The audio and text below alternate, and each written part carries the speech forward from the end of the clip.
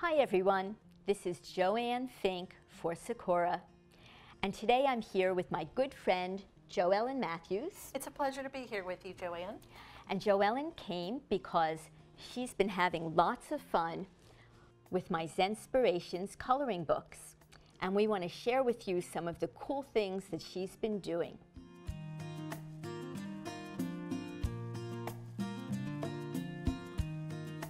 Joanne knows the coloring book well because she did the design that's on the back of the flowers book.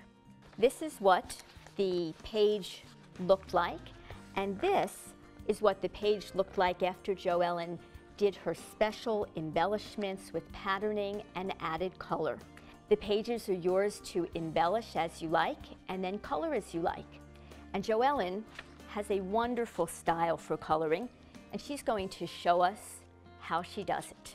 One thing I love about the books as well, I don't know that I ever told you, is that it's a higher quality paper than a traditional coloring book. And therefore, I can use a lot more of my art media tools than just crayons, as you think of in a traditional coloring book. I think that was the whole idea. They're coloring books for grown-ups. Right. And the one thing about coloring too is it's a pastime of people of all ages. It transcends age.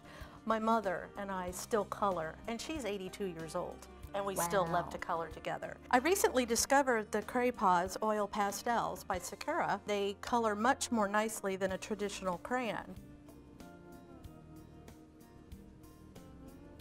And my style that I like to do is to apply color with the oil pastel and then use what is called a blending stump and work the color and move the color so that it fades away and has a shading effect. If you noticed, I put it on heavy and I move the color.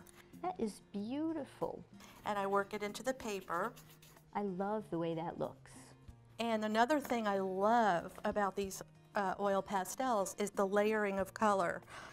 And look how beautifully the colors lay on top of each other and blend. And sometimes I don't mind if I still have the previous color left over. It all blends in and looks beautiful. If I do want to get, say, some of the green off of my stump, you can clean the color off by simply using an emery board, sandpaper, or a little sandpaper stick such as this that I found in an art supply store, and you clean the color off, and then you could go to your next color. So in this technique, the one I'm showing you first, I'm applying the color directly, and I'm using my blending stump. And by going in circles, again, I take away any harsh lines. And now I've added the green on top of the yellow. And again, I just move that color, going in circles, working my way away from where I applied the color. And I just get that nice, soft, blended look. Oh, you're doing beautiful work with them. Thank you. I really like the subtleness that you're getting with the yellow coming through. And I see that you have done what I hope people will do with the coloring books, and that you're busy embellishing some of the leaves. Yes, I love drawing patterns. Your Zenspirations books are very inspiring to show people just how easy it is to draw. Very simple patterns, and yet they have a great impact. Well, thank you. You must pattern first with the pen before you use the Cray-Pas, because the ink will not be able to penetrate the oil. When I want to work in tight spaces, I can apply color directly to this piece of acrylic, leaving sort of a paste. And I can pick it up with the stump and work the color into my piece here. If I want to get a little bit of a heavier coverage, I can take my stump directly to the oil pastel stick, get a little bit more oil pastel built up, and you can see how much more thick it was when it went down onto the paper. So how do you get the color on top of the pattern? Is that dry now? So just in case I didn't allow enough time for the Micron pen ink to dry, I'm going to go ahead and apply a very thin layer of the extender. The extender is an oil pastel without any pigment. I'm going to apply my little puddle of oil pastel, making my paste, and I'm actually just going to use my pinky finger as my blender this time, and just go over the leaf lightly So is that like putting a coat of wax on top? Yes, it is. So now I can go color the leaf like I showed you on this one. And then I'll add my greens, and then it would end up looking very similar to this leaf over here. I like it.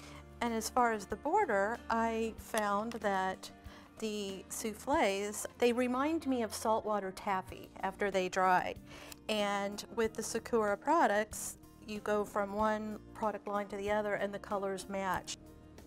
I did the larger solid area, and what I noticed for me, the lighter I touch the paper, the better the ink flows. It's almost as if tickling the paper just allows that ink to just come right out of the pen onto the paper so beautifully.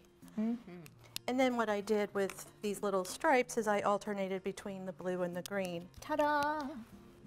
I love my koi coloring brush pens, and I had such a good time doing this rainbow with all my favorite colors, and I blended them throughout the piece, but now it's ready for embellishment. So what I'd like to do is I'd like to just go ahead and I'm going to just work in this wide band area in between the thin ones. Well, while you work on that, I'd like to show off a couple of designs from the coloring books that one of my other friends did. And it's also with the Cray-Pas. And it's a totally different look than what Joanne gets. This looks much more impressionistic and loose, and I love it. And Dawn went the extra mile on this one that she did, and check this out. She put rhinestones, and she put glitter, and she mounted it on a board, and I think it's a gift for her mom. The piece that Joanne is working on came out of my Zenspirations abstract coloring book, and it's filled with all kinds of pieces that you can add pattern and color to. This is the piece that Joanne's working on right now. Wow, it makes the rainbow color pop even more. I love how the patterns you've added make the design come alive. Thank you. I really appreciate your joining me. It was my pleasure. And I hope this has inspired you to create, color, pattern, and play.